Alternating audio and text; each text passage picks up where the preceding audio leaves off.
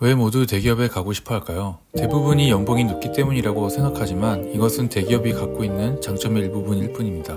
저는 에이전시에서 커리어를 시작해서 지금은 대기업에서 10년 넘게 일하고 있는데요. 에이전시와 대기업 양쪽에서의 경험이 있기 때문에 왜 대기업을 가라고 하는지 저는 알겠습니다. 그래서 대기업을 다니면서 알게 된 장점을 4가지로 정리해보았습니다. 무조건 대기업을 가야 한다라는 것은 아니고 커리어에 대해서 더 넓게 생각해 볼 수 있도록 이번 영상 준비했습니다. 끝까지 보시고 자기 커리어 방향성 한번 생각해 보시면 좋겠습니다. 대기업 하면 역시나 처음에 떠오르는 장점은 높은 연봉일 것입니다. 가장 중요한 장점은 아니지만 어쨌든 사람들이 가장 처음 떠오르는 장점이죠. 2025년 대기업 초봉이 평균 5천만 원이라고 합니다. 중소기업은 3,500만 원, 에이전시 같은 경우는 2,500만 원 정도 된다고 하네요. 2,000만 원이 당장 크게 느껴지지 않을 수도 있습니다. 기본 생활비를 여기서 생존비라고 해볼게요. 이것을 계산해보면 1년 동안 남는 돈의 차이가 꽤 크더라고요. 대기업, 중소기업, 에이전시의 신입이 모두 같은 수준의 소비를 한다고 가정해보겠습니다.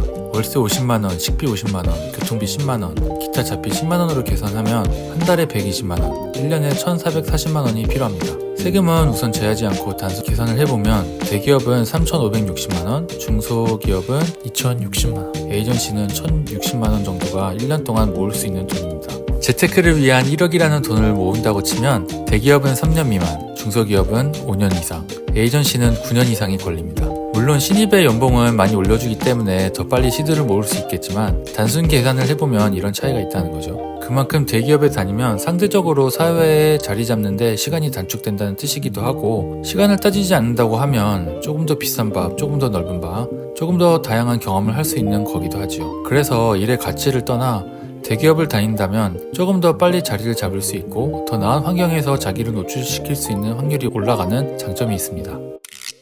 두 번째 장점은 사람, 그러니까 동료입니다. 이게 어쩌면 가장 핵심적인 장점일 것입니다. 이건 모두가 공감할 텐데 사회생활 10년 넘게 해보니 가장 어려운 게 인간관계더라고요. 그래서 회사가 이상해도 주변 사람들이 괜찮으면 더 오래 다닐 수 있고, 아무리 연봉이 높아도 주변 사람들이 힘들게 하면 퇴사를 하고 싶어지죠. 친구들로부터 회사에서 경험한 이상한 사람들 이야기 들어본 적 없으세요? 상사가 주말에 연락해서 심부름 시키더라, 일부러 야근할 정도로 일 주더라 등등 그런 이상한 사람들 이야기 있잖아요. 그런데 대기업에서 그런 사람을 만날 확률이 적습니다. 인사팀에서 인성적으로 문제가 있는 사람들을 걸러서 채용을 하기 때문이기도 하고, 대기업은 회사 자체의 이미지에 신경을 많이 쓰기 때문에 혹시나 회사의 직원에 관한 소문이나 나쁜 기사가 나오지 않도록 성희롱, 폭언, 직장 내 괴롭힘 같은 교육을 정기적으로 하기도 하고 신고 시스템도 잘 갖춰져 있죠. 그래서 특히 에이전시보다는 상식 밖의 사람을 만날 확률이 낮습니다. 또 다른 관점에서 동료 이야기를 하자고 하면 대기업은 다양한 분야의 사람들이 함께 일한다는 장점이 있습니다. 마케터, 기획자, 개발자, 또 변호사, 회계사 등등 다양한 사람들과 일할 기회가 있기 때문에 더 넓은 시야를 가질 수 있게 되면서 나무가 아니라 숲을 볼 수 있게 되는 장점이 있습니다. 그래서 연차가 쌓일수록 자기 전공 분야만 보지 않고 다양한 사람들의 의견을 듣고 사업 전체를 생각하게 되죠. 에이전시에서 커리어를 시작했던 저는 대기업으로 이직하면서 개인적으로, 그러니까 디자이너로서 대기업으로 이직했던 좋았던 것이 또 한 가지가 있는데요. 디자이너들 사이에서 유명한 에이전시들이 어떤 방식으로 일하는지 평소에 궁금했었는데 대기업에 입사를 했더니 그런 유명 에이전시에서 온 각양각색의 디자이너들을 만날 수 있었습니다. 그래서 거기는 어떻게 아이디어를 내느냐, 어떻게 디자인했느냐 등등 서로 정보도 공유하고 또 어떻게 디자인하는지도 보면서 서로 장단점을 보완해 나갔던 좋은 경험도 있었습니다. 세 번째는 복지입니다.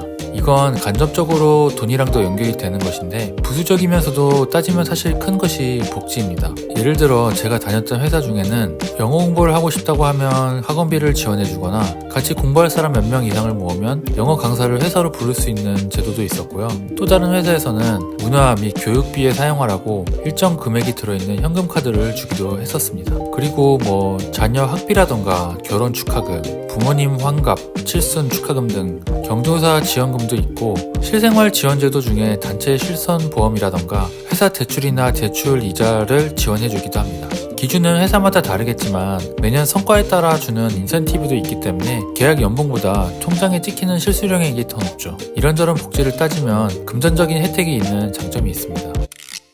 네 번째는 워라밸입니다. 대기업에 이직을 했더니 제가 소속된 팀에만 10명이 있었고 그런 팀이 심지어 여러 개가 있었죠. 사람의 수가 많다는 것은 더 큰 일을 할 수 있는 것이기도 하지만 중간에 갑자기 휴가를 가더라도 업무를 대신 봐줄 수 있는 사람이 있다는 것이기도 합니다. 그래서 인수인계를 하고 길게 휴가를 다닐 수도 있죠. 그리고 앞에서 말씀드렸던 것처럼 대기업은 기업의 이미지를 생각하기 때문에 나라의 제도를 잘 따릅니다. 그래서 근로기준법, 주 52시간 근무제를 잘 따릅니다. 되도록이면 그 안에서만 일하라고 장려를 하고 부득이하게 초과 근무를 하게 되더라도 수당이나 보상 휴가를 받을 수 있습니다. 그래서 주말에도 출근한 일은 거의 없죠. 제가 에이전시에서 일하던 시절에는 대기업으로부터 금요일 밤에 일이 들어와서 월요일까지 시간을 달라는 요청도 가끔씩 있었습니다. 그러면 주말에 출근할 수밖에 없었죠. 그 회사를 욕하면서 주말에 일했던 기억이 있는데 그럼 그 요청을 준 대기업 직원은 어떻게 했을까요? 금요일에 일을 주고 주말에 쉬었겠죠. 대기업을 다니면 그래도 된다는 것이 아니고 그렇게 해서도 안 되지만 이런 관점에서 워라밸을 더 챙길 수 있다는 것을 설명드리고 싶었습니다. 참고로 제가 대기업에 들어와 보니 그 직원의 잘못이 아니라는 것도 알게 되었습니다. 보거나 기타 여러 이해관계에서 어쩔 수 없이 발생한 일정이었을 겁니다. 이렇게 대기업에 대한 장점 4가지를 말씀드려 보았는데요. 대기업이 단점이 아예 없다는 것은 아닙니다. 보고 단계가 많아서 일의 속도가 느리다던가 대범한 시도를 해볼 수 없다던가 디자이너로서는 다양한 디자인을 할 기회가 없다는 그런 여러 가지 단점들이 존재합니다. 직업은 다양하고 회사도 다양하고 개개인이 하는 일에 순위를 매길 수는 없죠. 저마다의 가치를 가지고 일을 하고 있고 또 회사도 개개인의 가치에 따라 각자가 선택을 했을 거라고 믿습니다. 대기업이 최고다라던가 좋다던가 이런 얘기는 절대 아닙니다. 저는 디자이너들 사이에서 이름 있는 에이전시를 다닐 때는 디자이너로서의 가치를 가장 높게 생각하며 커리어를 시작했었습니다. 대기업 신입은 외주를 주면서 실제로 디자인 실력은 올릴 수 없다고도 생각했었죠. 그런데 대기업을 들어왔더니 갖고 있던 생각들이 다 맞는 게 아니더라고요. 그래서 오늘 그저 제가 느꼈던 대기업의 장점에 대해서 이야기해본 것이니까 참고하셔서 앞으로의 커리어에 대해서도 한번 생각해 보셨으면 좋겠습니다.